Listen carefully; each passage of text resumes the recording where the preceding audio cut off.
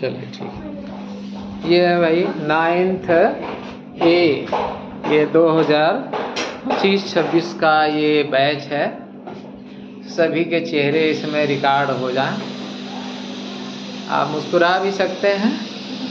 9th A class है आज, हालांकि पहले भी इस लेसन की शुरुआत हो चुकी है और फ्रांसीसी क्रांति से इस लेसन की शुरुआत है और अब लो फिर सेट करना होगा इसे। चलो ऐसे मान लेते हैं। फ्रांसीसी क्रांति इन लोगों को पढ़ना है और हमें पढ़ाना है, यही ना। क्रांति के बारे में बताया जा चुका है। क्रांति का मतलब क्या हो गया? जो पूरी व्यवस्था को आमूलचूल बदल दिया जाए तो उसे क्रांति कहते हैं। हम लोग इसमें पढ़ चुके हैं कि कैसे पेरिस नगर से फ्रांसीसी क्रांति की शुरुआत होती है, लुई 16वें का कैसे पतन होता है। और ये फोटो फाइल आप देख चुके हैं। इसमें कौन लैंडलॉर्ड है, कौन किसान है, ये नजर आ रहा है। और इसमें आप आगे पढ़ चुके हैं जीने का संघर्ष कैसे होता था, आजीविका का संकट क्या पैदा हुआ था, आजीविका का संकट, मध्य वर्ग का उदय कैसे हो गया ये बताया गया। तीसरे वर्ग से मध्य वर्ग का उदय हुआ, ये है। इसमें मध्य वर्ग दार्शनिकों की भूमिका आपको बताई गई कि रूसो से लेकर के, जालाक से लेकर के मॉन्टेस्क्यू, स्पिरिट ऑफ लॉस, ये सारा हो गया है। और फिर आगे चलते हैं। स्टेटस जनरल से क्रांति की शुरुआत कैसे तीसरा वर्ग करता है, टेनिस कोड की शपथ कैसे आगे बनती है और नए संविधान की रचना की जाती है। 1791 में क्या होता है? वेरी गुड, संवैधानिक राजतंत्र की स्थापना हो जाती है, अर्थात जन्मना सारे अधिकार समाप्त कर दिए जाते हैं और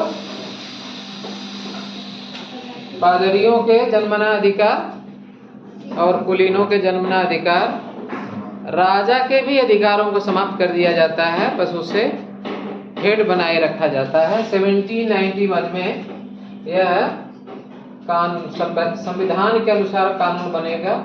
ये तीनों हेड अलग कर दिए जाते हैं इस क्रांति के बाद, हैं? न्यायपालिका, कार्यपालिका, विधायिका अलग कर दिए जाते हैं, अलग निर्वाचक मंडल के द्वारा। नागरिक अधिकार घोषणा पत्र, ये बहुत इंपॉर्टेंट है। एक तरीके से कह सकते हैं कि पूरे इस क्रांति का आत्मा कह सकते हैं, पूरा समरी यदि कहा जाए तो इसी में शामिल है। आदमी स्वतंत्र पैदा होता है, ये रूसो की लाइन है। स्वतंत्र रहते हैं, उनके अधिकार समान होते हैं, ये रूसो की लाइन है। रूसो एक महान दार्शनिक था। सबको संगठन बनाने का अधिकार है, सबके अधिकारों को संरक्षा करने का अधिकार है। देश को मतलब जो सरकार हम चुनेंगे, स्वतंत्रता का अधिकार होना चाहिए, हमारे संपत्ति का अधिकार होना चाहिए, हमारे सुरक्षा का अधिकार होना चाहिए, शोषण के खिलाफ प्रतिरोध करने का अधिकार होना चाहिए। आज भी भारतीय संविधान में शामिल किया गया है। धारा 32, सुप्रीम कोर्ट के पास एक विशेष पावर है। आपके अधिकारों का कोई हनन हुआ है या कोई बंदी बना लिया है तो हेबियस कार्पस एक्ट इत्यादि है। डिटेल ये खैर आपके यहाँ पे नहीं है। तो ये घोषणा पत्र आप देख लीजिएगा। कभी कभी पूछ देता 5 मार्क्स में यही कि इसमें प्रत्येक नागरिक को बोलने, लिखने, छापने की आजादी, लेकिन उसका दुरुपयोग भी नहीं कर सकते। प्रतीकों के मायने ये कभी आपको आता है, ये आपको आता है। क्वेश्चन इस पर दिया हुआ है, क्वेश्चन दिया हुआ है, टूटी हुई जंजीर। अब आपको दे देगा टूटी, ये इमेज दे देगा और 4 ऑप्शन दे देगा। उसकी मीनिंग क्या है? जंजीर में किसको जकड़ा जाता था? दासों को, गुलामों को। तो टूटी हुई जंजीर का मतलब ये कि अब वे आजादी का प्रतीक। ऐसे छड़ों का बर्छीदार गट्ठर, अब ये इमेज आपको दे दिया जाएगा। ये इमेज आपको दे दिया जाएगा और फिर इसकी मीनिंग 4 ऑप्शन आपको दे दिया जाएगा। मतलब यदि इकट्ठे रहेंगे तो मजबूत रहेंगे और बटेंगे तो कमजोर होंगे। ये त्रिभुज का है। ये रिवीजन हो जा रहा है आपके क्लास का, बड़े भाग्यशाली हैं इस मामले में। ये टोपी बहुत बार आई है, इसी पे एक बार गाना भी बना था, तिरछी टोपी वाले, सुने गाना आप लोग? त्रिदेव फिल्म में गाई थी, त्रिदेव फिल्म में गाई थी बहुत पहले, नसरुद्दीन शाह और कौन कौन है, तो उसमें एक गाना चला था तिरछी टोपी वाले। ये टोपी यहीं से ली गई है, तो तिरछी टोपी की शुरुआत यहीं से होती है। टोपी पहनने का अधिकार नहीं था किसे? दासों को, तीसरे वर्ग के लोगों को। तो उन्होंने एक अपनी अलग स्टाइल वाली टोपी बना लिया, तिरछी टोपी। उसमें गाना था तिरछी टोपी वाले ओए ओए ऐसे करके गाना है? और लड़के सड़क चौराहे पे गाने लगे ये गाना, लड़कियों को देख करके बहुत सारे लोग मारे पीटे गए, जेल गए। कि गाने में प्रतिबंध भी लगाया गया, नीला सफेद लाल। तो ये आप डैनो वाली स्त्री है, कानून का मानवीय रूप, ठीक है। यहाँ तक फ्रांस में राजतंत्र का उन्मूलन, गणतंत्र की स्थापना, ये मुझे लगता है यही पढ़ाना है। सॉरी, यही पढ़ाना है आपको। होता क्या है कि संविधान की स्थापना हो जाती है 1791 और 92 तक ये चलता रहता है। राजा का जो पावर है वो समाप्त कर दिया गया है। अब राजा भीतर भीतर अपना चाल चलने लगता है, रणनीति बनाने लगता है कि इस क्रांति को हम कैसे समाप्त कर दें और पुनः गद्दी हमको सारे पावर मिल जाए। इसके लिए वो क्या करता है? इसके लिए वो करता है, आपके बुक से मैं दिखाऊं कि वह नेशनल असेंबली से, चूंकि नेशनल असेंबली में सारे धनी लोग ही हैं, क्लियर है ना? नेशनल असेंबली में धनी लोग ही है ना, क्लियर है ये? तो वहां से प्रशा और ऑस्ट्रिया के विरुद्ध युद्ध के प्रस्ताव, घोषणा का प्रस्ताव पारित करा देता है। अब ये एमसीक्यू में आ सकता है, कब पारित करा है? 1791 में नेशनल असेंबली से प्रस्ताव पारित करा लेता है और कोशिश करता है कि जब दुनिया राष्ट्र युद्ध में शामिल हो जाएगी हमारे देश के लोग, तो जहां राष्ट्र को बचाने की बात आती है वहां क्रांति वगैरह भूल जाएंगे, वहां सारी चीजें सुविधाओं की मांग लोग भूल जाएंगे। फिर क्या होगा? राष्ट्र को बचाने के लिए सब लोग लड़ पड़ेंगे, यही होगा ना। चंदली चालाक नेता होता है और युद्ध की घोषणा कर देता है, जनता उसी बिजी हो जाएगी, हम अपना काम करेंगे।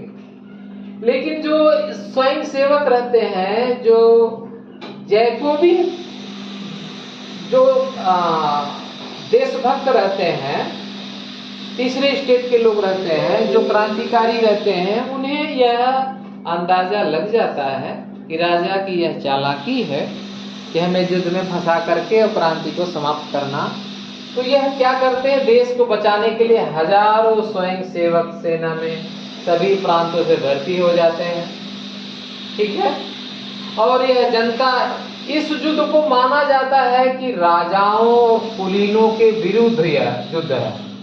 और जैसे हमारे यहाँ वंदे मातरम का गीत प्रचलित होता है, तो एक कवि है राजिट द लाई, वहाँ एक गीत लिखता है मार्सिले, और यह गीत जैसे हमारे यहाँ वंदे मातरम को एक तरीके से गली गली में हर बच्चा गाने लगता है, ऐसे ही फ्रांस में इस गीत को गाया जाता है। और इसका परिणाम ये निकलता है कि यह गीत जो है वहाँ की राष्ट्रीय गीत के तौर पे हो जाती है, राष्ट्रीय गीत के तौर पे हो जाती है। राष्ट्रगान, आ जाओ वापस भैया, राष्ट्रगान के तौर पे हो जाती है। और इसमें जो स्वयं सेवक शामिल होते हैं वह कौन होते हैं? इसमें जो शामिल होते हैं, इसमें जो है अपने अपने ये क्लब बना लेते हैं। इसमें जो शामिल होते हैं वो जूता बनाने वाले, पेस्ट्री बनाने वाले, तमाम सारे महिलाएं भी सक्रिय हो जाती हैं। और इसमें जो प्रमुख भूमिका रहती है वो रहती है जैकोबिन क्लब की। क्लब का मतलब समझ रहे हैं? क्लब का मतलब कि जैसे हमारे यहाँ गांव पहले अखाड़े होते थे, लोग सुबह इकट्ठा होते थे, तो वहाँ पे जगह जगह जो है क्लब हॉल टाइप कमरे होते थे और किसी न किसी के नाम पर एक संगठन बनता था, क्लब बनता था। लोग वहाँ अपने अपने समाज के लोग, समूह के लोग, एक विचारधारा वाले इकट्ठे होते थे। तो सेंट जैकब थे, उन्हीं के नाम पर एक क्लब बना था, जैकोबिन क्लब। क्लब का मतलब लोग वहाँ इकट्ठे हो, जैसे आज जिम है, सब लोग जिम करने इकट्ठे हो रहे हैं, इसी तरीके से क्लब। तो इसके जो मेंबरान थे वे बड़े ही निचले दर्जे के लोग थे। जूता बनाने वाले, पेस्ट्री बनाने वाले, घड़ी बनाने वाले, छपाई काम, नौकर, दिहाड़ी, मजदूर। और इसका जो नेता निकल करके आया उसका नाम था मैक्सिमिलियन रॉबेस्पियर। फ्रांस का सबसे खतरनाक आदमी यदि किसी को कहा जाए तो वो रहा रॉबेस्पियर। ठीक है। अब इसने क्या किया, राजा जो वहां का कुलीन वर्ग है वो पैंट जो अपना पहनेगा, वो जो ब्रीचेस पहनेगा वो यहां तक रहेगा, घुटने तक। और फर वाली टोपी पहनेगा, फर वाली जैकेट पहनेगा। तो इस तरह का तीसरे स्टेट के लोगों को पहनने का अधिकार नहीं है, यही ना?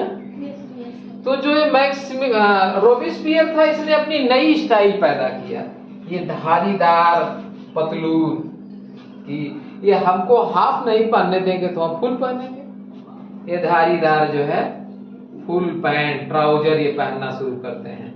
महिलाएं भी इस तरीके का पहनना शुरू करती हैं। और वैसी टोपी नहीं पहनने देंगे तो उनसे हम तिरछी वाली पहनेंगे। ये तिरछी टोपी पहनना शुरू करते हैं, अलग तरह की जैकेट पहनना शुरू करते हैं। और ये महिलाओं को भी था, ये भी नहीं पहन सकती थी। इन्होंने अपना, इसीलिए कहा जाता है कि दुनिया में कहीं फैशन पैदा होता है तो पहले कहाँ पैदा होता है? पेरिस में पैदा होता है। तो ये है, इसके संगठन में बहुत, ये तीसरे स्टेट के लोग ज्यादा है, इनके अंदर क्रांति की विचारधारा ज्यादा है।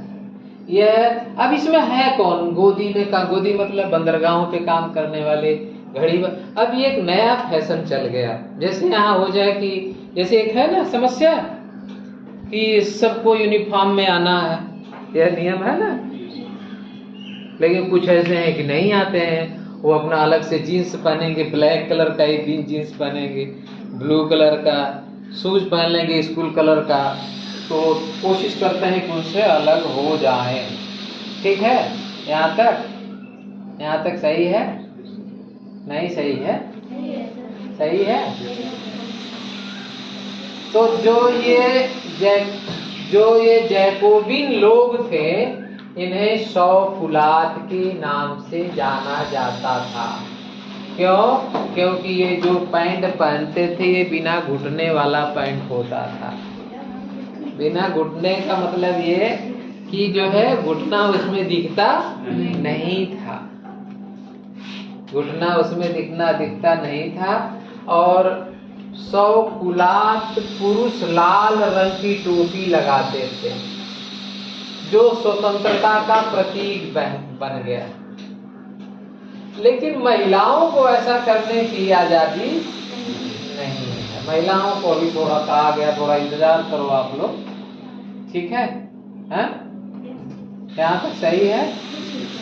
यहाँ तक सही है? युद्ध की घोषणा हो गई, युद्ध चलने लगा 1791 से 92 के बीच में। गर्मियों में तमाम खाद्य पदार्थों की महंगाई हो गई, हिंसक प्रदर्शन जगह जगह होने लगे, राजा की जो चालबाजी थी। अब इस तीसरे स्टेट को लगा, रॉबेस्पियर को लगा कि अब हमारे लोग इतने बुरी हालत में आ गए हैं। कुलीन को समस्या नहीं, समस्या होगी, पादरी की समस्या होगी, राजा की समस्या होगी, समस्या किसे होगी? जिसके पास कुछ नहीं है। तो अब इस रॉबेस्पियर के नेतृत्व में 10 अगस्त को सुबह ट्यूलेरिये के महल पर धावा बोल दिया गया। राजा के रक्षकों को मार डाला गया। खुद राजा को कई घंटों तक बंधक बनाए रखा गया। असेंबली ने शाही परिवार को जेल में डाल देने का प्रस्ताव पारित कर दिया और राजा का शासन समाप्त हो गया। राजतंत्र समाप्त। रोबेस्पियर के द्वारा नए संविधान की स्थापना की जाती है जो गणतांत्रिक संविधान होता है। गणतांत्रिक संविधान 1792 में रॉबेस्पियर सत्ता अपने हाथ में ले लेता है। राजा को बंदी बना लेता है, रानी को बंदी बना लेता है और राजतंत्र को समाप्त कर देता है। राजतंत्र का मतलब समझ रहे हैं ना? राजा का शासन, राजतंत्र को खत्म कर देता है।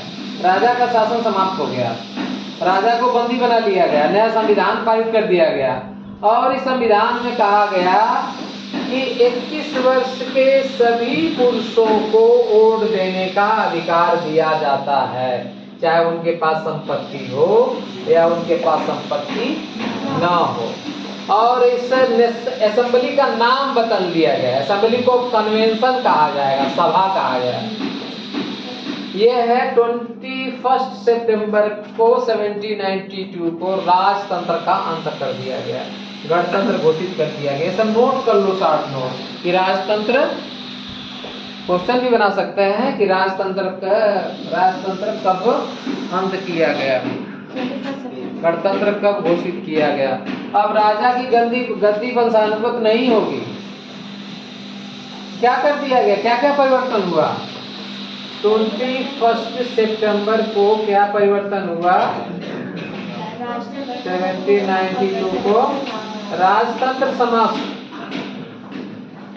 गणतंत्र की घोषणा। 21 ईयर्स के सभी पुरुषों को वोट देने का अधिकार, चाहे उनके पास संपत्ति हो या संपत्ति न हो। कुलीनों के अधिकार वंशानुगत समाप्त, पादरियों के वंशानुगत अधिकार समाप्त, राजा की जो वंशानुगत गद्दी थी वो समाप्त।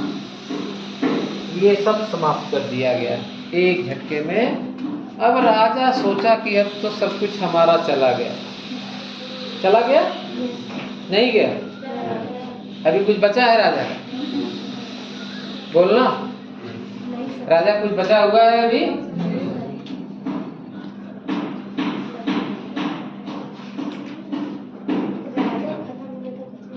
अभी राजा खत्म नहीं हुआ, अभी बाकी आगे। राजा का ताकत अभी गई है, राजा का गुरूर नहीं गया है। गुरूर समझ रहा है? राजा का गुरूर अभी नहीं गया है। अब राजा चोरी चोरी भाग रहा था। इसमें आपकी बुक में नहीं दिया है, मैं कहानी पूरी बताता हूँ। राजा रानी के साथ चोरी चोरी भाग रहा होता है। कहाँ कहाँ भाग रहा होता है? दूसरे देश है। जैसे अभी 10 सालों में का जो मीडिया कह रही है कि 15 लाख लोग भारत छोड़ के भाग चुके हैं, दूसरे देश में जाके बस गए। राजा यहाँ से छोड़ करके भाग रहा था और देश के बाउंड्री पर रॉबेस्पियर के दूतों ने पकड़ लिया, जनता ने पकड़ लिया कि भागकर भाई साहब कहाँ जा रहे हैं। अब इनको जो है पकड़ के लाया गया, ठीक है। इनके ऊपर मुकदमा चलाया गया, देशद्रोह का आरोप लगाया गया, मौत की सजा सुनाई गई और 21 जनवरी 1793 को प्लेस डी ला कांकार्ड में सार्वजनिक फांसी दे दी गई। सार्वजनिक फांसी मतलब समझ रहे हैं? खुले मैदान में। देख लो, यही राजा था जो इतना ज्यादा कर लगाता था, इतना ज्यादा आतताई था। और वही हाल हुआ रानी मेरी एंटोनेट का। इनको दुनिया की सारी सुंदर चीजें चाहिए थी और अंत में ये चली गई, नहीं रही। अंत में ये नहीं रही, चली गई। अब इनको पता होता कि मेरा ये हश्र होने वाला है तो शायद ये लेकिन जो सत्ता की नशा होती है, इसमें क्वेश्चन जो आएगा आपको कि इसको फांसी, राजा को फांसी कब दी गई, ठीक है। और ये फांसी देने की परंपरा थी गिलोटिन। डॉक्टर गिलोटिन थे, इन्होंने एक हथियार बनाया था कुछ इस तरीके का, और इसी पर जो है गर्दन रखना था, ऊपर तलवार आएगी और गर्दन आपका सर धड़ से अलग, है जैसे बनाते हैं ना, वो क्या बोलते हैं, सलाद बनाते हैं ना, सलाद की तरह से, सलाद की तरह से राजा कहानी समाप्त। राजा कहानी समाप्त। अगला जो है क्वेश्चन ले लीजिए, आतंक के राज्य से क्या समझते हैं? What do you mean by the rain of terror? आतंक के राज्य से क्या समझते हैं? इसके तहत प्रमुख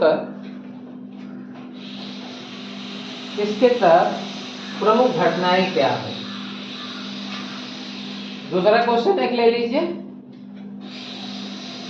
रॉबेस्पियर द्वारा सामाजिक तथा आर्थिक सुधारों पर प्रकाश डालिए। रॉबेस्पियर द्वारा सामाजिक तथा आर्थिक सुधारों पर प्रकाश डालिए, ठीक है। अब आप सुन लीजिए रॉबेस्पियर की कहानी, सुनेंगे कहानी। रॉबेस्पियर को जानते हैं, किस क्लब का नेता था? जैकोबिन क्लब का। कहाँ का मुखिया बना? किस देश का? फ्रांस का। और 1793 to 94 के काल को आतंक का युग कहा जाता है। क्यों कहा जाता है? उसने कुलीनों और पादरियों को चुन चुन करके गाजर मूली की तरह से कटवा डाला। कैसे? प्रॉपर तरीके से, संवैधानिक तरीके से गिरफ्तार करवाना, देशद्रोह का मुकदमा चलवाना, कोर्ट से फांसी की सजा दिलवाना और अंत में गिलोटिन करवा देना। कह सकते हैं कि रॉबेस्पियर ने फ्रांस को कुलीन विहीन और पादरी विहीन कर दिया। कोई कुलीन बनने को तैयार नहीं, कोई जो है पादरी बनने को तैयार नहीं। कब किसका अगला बचा हुआ नंबर जो आ जाएगा, इसका भरोसा नहीं। इसीलिए इस काल को आतंक का काल कहा जाता है। जो भी उसकी कार्यशैली से असहमति रखते थे, और ज्यादातर यही लोग थे, इनको जो है गिरफ्तार करवाना, मुकदमा चलाना और उसके बाद अंतोगत्वा गिलोटिन करा, 2 खम्भों पे लटकते हुए मशीन पर रख देना और मशीन उनका जो है सर धड़ से अलग कर देगी, ठीक है? और क्रांतिकारी कदम उसने किया, सामाजिक और आर्थिक सुधार, इकोनॉमिक चेंजेस। कानून बना, मजदूरी और कीमतों की अधिकतम सीमा तय कर दी गई। मतलब ये समझ रहे हैं कि अब आप कितने भी बड़े व्यापारी हैं, इस रेट से ज्यादा आप नहीं बेचेंगे। अब बेचे हुए पकड़े जाएंगे तो फिर इतना आतंक उसका था ही कि गिलोटिन कर दिए जाएंगे। दूसरा काम किया कि गोश्त, मीट और पावरोटी की राशनिंग कर दी, राशन कार्ड सबका बनवा दिया। इतना आपको मीट मिलेगी, इतना आपको ब्रेड मिलेगी, इतना आपको वाइन मिलेगी और इतना आपको ये मिलेगा, और हर व्यक्ति को मिलेगा जो तीसरे स्टेट का व्यक्ति। वाइन जैसे हमारे यहाँ दूध है, उनके यहाँ वाइन है कॉमन उनका जो, क्योंकि टेम्परेचर इतना कम है कि पता चला कि नहीं यदि शरीर में है तो फिर चले गए, प्रभु को प्यारे हो गए, ठीक है। और अनाज शहरों में जाकर तय कीमत पर ही बेचना पड़ेगा। दूसरा जो सफेद आटा, ये कुलीन लोग सफेद आटा खाते थे, उस पर रोक लगा दी। आप सफेद आटे का छिलका, उसका पूरा वो निकाल करके और फिल्टर करके सफ़ेद आटा बनाया जाता था। गेहूं को पूरा उसको जो है कई स्टेज में उसका छिलका वगैरह निकाल करके और फिर उसका सफ़ेद आटा निकाला जाता था। जैसे गेहूं का लाल आटा निकलता है ना, तो उसको कई स्टेज में छिलका उतार करके उनके पास मशीनें फार्मेसी क्या होती थी, ये कर दिया कि अब वो सफ़ेद आटा कोई नहीं खाएगा, आपको भी वही आटा खाना होगा। सभी नागरिक साबुत, कहीं है इसी में ना, सभी नागरिक साबुत गेहूं से बनी बराबरी का प्रतीक वाला समता रोटी खाएंगे और प्रभु का गुण गाएंगे। ठीक है। और आपको अब कोई विशेष, जैसे कुलीन है तो माई लॉर्ड, योर हाइनेस, इस तरह के वर्ड का इस्तेमाल किया जाता था। तो कहा कि अब ये सब बंद हो जाएगा, अब आप क्या रहेंगे, मदाम। जैसे मैडम मैडम कहते हैं हम लोग ना, वो मैडम सही उच्चारण नहीं उसका है, शायद उसका इंग्लिश टर्मिनोलॉजी मैडम शायद। तो जो पुरुष हैं उनको मानस्योर और जो महिला है उनको मदाम कहा जाता था। अब आप क्या हो गए, सी तो एन हो गए, नागरिक हो गए, सी तो इन हो गई, आप नागरिका हो गई। चर्चों को बंद कर दिया गया, चर्चों को बंद कर दिया गया, उनके भवनों को बैरक और दफ्तर बना दिया गया। और हुआ क्या कि जनता इतनी त्राह हो गई कि एक दिन उसी को पकड़ करके, राष्ट्रपीय को पकड़ करके 1794 में फांसी दे दी गई और कहानी समाप्त हो गई। धन्यवाद, आप लोग जा सकते हैं। ठीक है, चलिए क्लास ले लेंगे। ठीक है, जाइए जाइए। Okay, thank you so much, thank you so much आप लोगों को। भाई ये लोग क्लास ओवर हो गया, ये लोग जा रहे हैं। आप देख रहे हैं मधुघोष टॉक्स 2.0, चैनल वही है, नाम वही है, चैनल अब नया बन गया। धन्यवाद।